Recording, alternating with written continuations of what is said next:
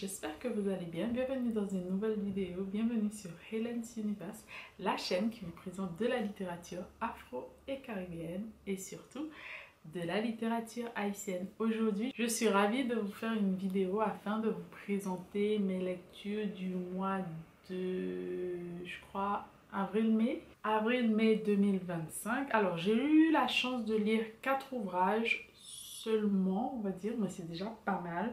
Donc, il y a 2 non-fiction, une fiction et un livre jeunesse. Voilà. Alors, le premier livre que j'ai eu la chance de lire, c'est Le pipi au lit de Camille Laurens, un ouvrage que j'ai trouvé au travail. Et j'ai décidé de le lire parce qu'il n'y avait pas beaucoup de pages, il n'y avait pas beaucoup de choses et je voulais vraiment savoir ce qu'on disait du pipi au lit, comment les parents ici gèrent le pipi au lit avec les livres. C'était intéressant. Je vous mettrai la couverture ici, évidemment, parce que j'ai pas le livre et je pense pas l'acheter. Mais voilà. Ça expliquait en fait comment un enfant, jusqu'à quel âge on considère que le pipi au lit est un problème, entre guillemets, ou quelque chose sur laquelle il faut vraiment se pencher, aller voir les personnes compétentes, notamment les médecins traitants, les pédiatres, etc. Et comment on expliquait à l'enfant comment ça fonctionne en fait, tout ça dans le corps et comment y remédier éventuellement avec des petites astuces. Ensuite, deuxième livre que j'ai eu la chance de lire, c'est Triste Tigre de Neige Sino. Je regarde mon téléphone, c'est pour ça que je baisse les yeux. Alors, c'est une autofiction, je vais dire. Donc, c'est l'histoire de Neige Sino qui raconte comment elle a été agressée par son beau-père. Alors, j'ai un vlog qui parle un peu de l'histoire que je vous laisserai soit dans la petite fiche ou en barre d'infos. Et je ne vais pas plus vous en dire parce que je ne pense pas vouloir parler davantage. Mais le thème ici, évidemment, c'est un thème très, comment dire, abordé, un petit peu plus abordé ces derniers temps, avec pas mal d'ouvrages. Et j'ai lu cet ouvrage parce que je l'avais emprunté à la médiathèque et je l'ai enfin eu parce qu'il y avait une liste d'attente pour pouvoir acquérir cet ouvrage. Donc je me suis dit, je vais me lancer dans la lecture. Ce n'est pas un thème de prédilection, mais c'est bien, je pense, de se lancer dans des lectures qu'on n'aurait jamais pu ou qu'on n'aurait jamais eu envie de lire. Et ça fait partie de l'un de ces thèmes que je ne suis pas forcément attirée au premier abord, mais je pense qu'il est important notamment d'en parler. Voilà, et même dans nos communautés, je pense que c'est important d'en parler. Quand je parle de nos communautés, c'est afro, caribéenne, etc. Voilà, je vous laisserai le vlog. Deuxième ouvrage que j'ai lu, j'en parle dans un vlog également, que vous verrez bientôt, je pense, parce que j'essaie de vous mettre un vlog et une vidéo assise comme ça et j'espère que ça vous plaît. N'hésitez pas à me le dire en commentaire. Alors, c'est Manger l'autre d'Ananda Devi. C'est un ouvrage qui m'a été conseillé par quelqu'un il y a fort longtemps et j'ai eu enfin la chance de le lire. C'est un ouvrage que j'ai lu moi avec les éditions Zulma, qui je pense n'est plus distribué, que vous pouvez retrouver d'occasion éventuellement. Et la vraie édition, je vous la mettrai ici, en tout cas en grand format, qui est encore disponible. J'espère qu'un jour qu'il y aura un poche, parce que franchement je pense que c'est un ouvrage qu'il faut lire, parce qu'on lit les autres ouvrages d'Ananda Devi. C'est important aussi, évidemment, je ne dis pas, mais celui-là est très important. Ça parle d'un enfant qui est très gros dès le ventre, de la grossesse, à la naissance aussi. Et cet enfant va continuer à manger de façon très excessive et son père aussi va l'aider à manger davantage. En tout cas, ne va pas l'empêcher.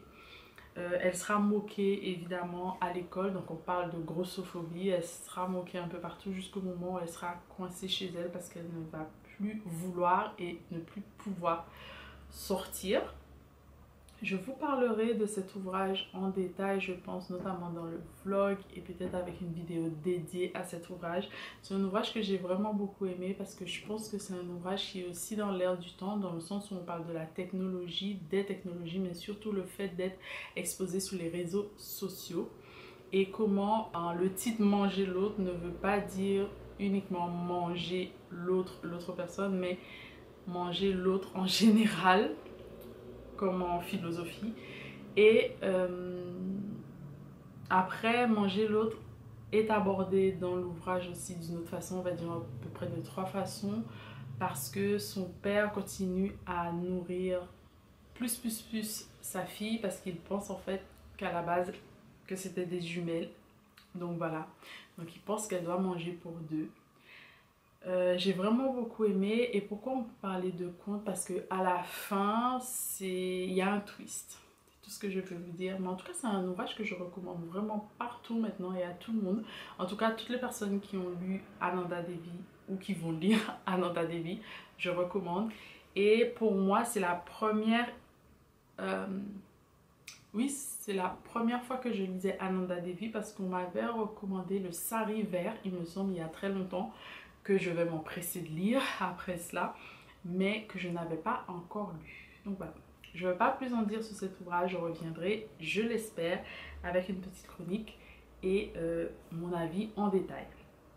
Le dernier livre que j'ai eu la chance de lire au cours du mois, donc au cours des mois plutôt, avril-mai, c'est Maman, moi et maman de Maya Angelou. Alors, c'est un livre qui se présente comme ceci aux éditions Noir sur Blanc et la collection, si on peut dire ça, Notabilia, en tout cas chez Notabilia. C'est un ouvrage qui est ressorti récemment pour un peu remplacer, si je peux dire ça, Lady B, parce que c'est un ouvrage qui était déjà sorti, moi que j'ai lu à l'université, qui s'appelle Lady B en anglais.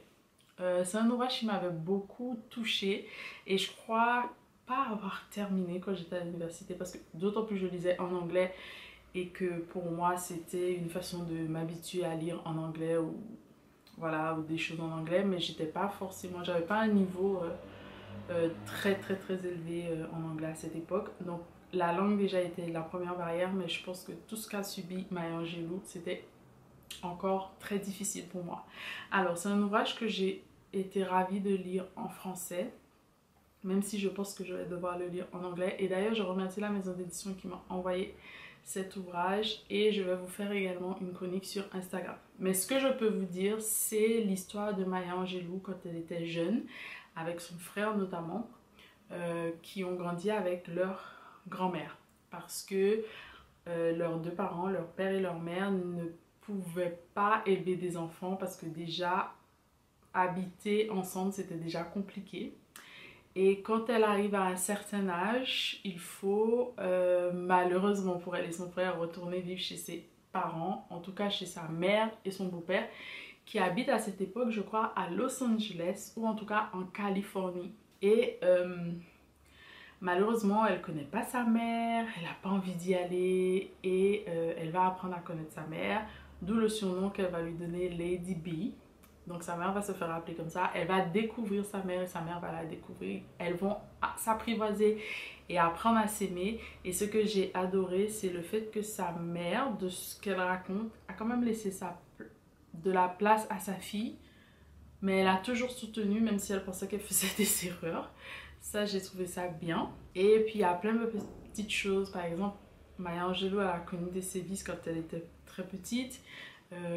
Elle a rencontré des hommes aussi qui n'ont pas été tendres avec elle.